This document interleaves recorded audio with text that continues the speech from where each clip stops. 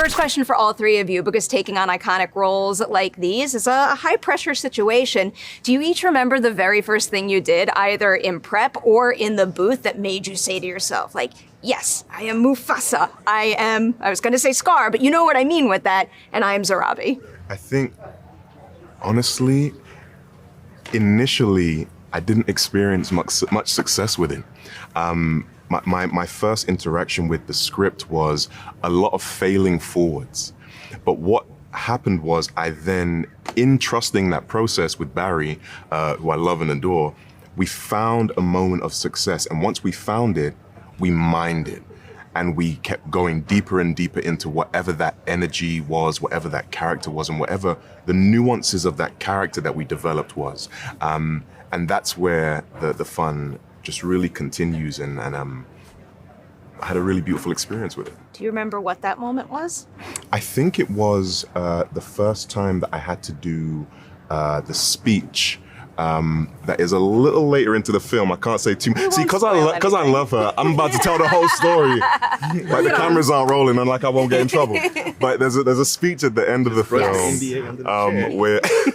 where we found it, but luckily that was at the beginning of the process, and we could go through the rest of the script with that same energy. I think mine was in the scene with Tiffany. We were in the booth for the first time, and we did Taka and Sarabi have a scene, and it's when he's talking about flowers, and I was like, there was something about the that was when I really got to find my youthful version of that Scar attitude, and his how he where is his Riz, as the kids call it, the Riz.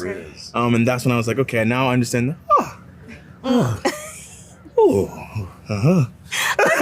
used to do those ad-libs. He'd be like, just do a few of those for us. I would love when they would like leave it open for him. Yeah, I love it. Keep going, Kel.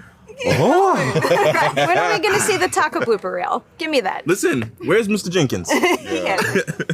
How about for you, Tiffany? Okay, I'm just gonna be honest. I've said this before, that I'm not a person who ever feels like I have it, like anytime I'm doing anything. And so I'm not sure that moment actually really came in this process. Every time we would have a break between sessions, I'd be like, oh, I'm fired. People would be like, my team would be like, oh yeah, like they're asking when you're available for Lion King again. And I was like, oh, I'm not fired? I thought they replaced me with somebody like already. And so I'm not sure. I know, weirdly enough, once we started doing the music, that is a place where I had so much fear, but once we started doing it, I felt very alive in it and very free in it. So that was a moment where I felt like, okay, you can let it go now. If they're paying you to record this music, they're probably not gonna fire you. So that's what, you know what I mean? You crushed it. As someone with a very similar mentality, I get it, but I hope at the very least when you see the finished product, you're just like, yeah, like I did it, I got it. I knew you had it from the first day. Thank the you. power you had and the elegance. It was like, I was like, oh my gosh, that voice. Kelvin, I'll teeter slightly into spoiler territory, but it's not really a spoiler because people know Taka is Scar. I don't want you to spoil the particulars of the moment, but there's a certain part of the movie where all of a sudden, it's like I kind of felt you turn on the Jeremy Irons switch. What are some techniques and little nuances that you had to incorporate at that point in the movie to lean into the Scar we already know? It was a lot of studying his voice, which I did that a lot of that before I even started the process. And then Barry was like, all right, we get it. You love Jeremy Irons. Let's find out the Taka voice. And I think it was just finding the right moment in the scene. We did it so many times. I did it before. I shouldn't have said that. Well, I'll run it back. We have editors for this. I just did it in different increments, and we did 3 different iterations of that scene. And then Barry found what the point of when do we lock into the shift and him becoming the villain we know versus the young man that we love.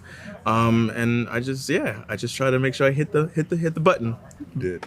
I was tickled when I heard, when I saw the blending and almost couldn't differentiate anymore. I don't know, just creatively that filled me up. It was fun. Also what fills me up is seeing loads of the two of you in projects together. So this was my big burning question for this interview. If you had the opportunity to play another iconic duo on screen, who would you pick and why? Wow. You know what? I really want to do a remake of Dirty Rotten Scoundrels. And I would love to play Steve Martin. I feel like you'd be a good Michael Caine. Have you seen that movie? We're gonna watch that movie. But have you seen That's a good pick. That's not an iconic duo, but it's one. an iconic duo. When you did say remake, I had overheard one of your last interviews. I thought for a second you were going to say Wicked. Oh my God. And now all I need to know is between the two of... Actually, Tiffany, I'm going to toss this to you. Between the two of them, who is the Glinda and who is the Elphaba? Oh, I think you're the Glinda. Oh, wow. And you're the Elphaba. I can see this. Do we agree? No, but you... Not him complaining. See, I think it's so not. You don't think I'm Elphaba? I mean, really, you guys could be interchangeable. I haven't seen the film yet. Okay, you can do it all. You started a whole conversation off camera now. I'm Now I'm in perfectly trouble. fine with I'm that. in trouble. Tiffany's in trouble. I'm in trouble now. You know I have to end with a Lanterns question because our audience loves the superhero shows and films. Here is a hopefully unique way to get at it for you. So Blade didn't work out. Lanterns came up soon thereafter, which is wonderful. I'm very excited for that. What is it about the superhero genre that draws you to it? Is it more about like where the industry winds are blowing you, or is it more about something about that particular genre that you think will fill you up as an artist? That's a really thoughtful and beautiful question. And honestly, it's never about where the industry winds are blowing for me. It's always about what is my truth and what I'm inspired to do next, irrespective of who thinks what about it. And I do really love the superhero genre, but I'm more drawn to particular characters, and I'm deeply in love with the character of Jon Stewart. So I'm over the moon, and I'm so excited to have been gifted the opportunity to serve this character and bring it to life. Mentality is what keeps me coming back for more from you. And now, like we're part of the vibe. We're part of the family. Exactly, I'm always gonna exactly. follow you everywhere. We all saw you in Utah. Yes, we did. Yeah. That was a lovely Amazing. conversation. It was. Too. It was one of my dope. favorite It was collider dope. forces. Yeah. I'm gonna say congratulations on Mufasa. Cannot wait to see more from all three of you. Thank you. so Thank you.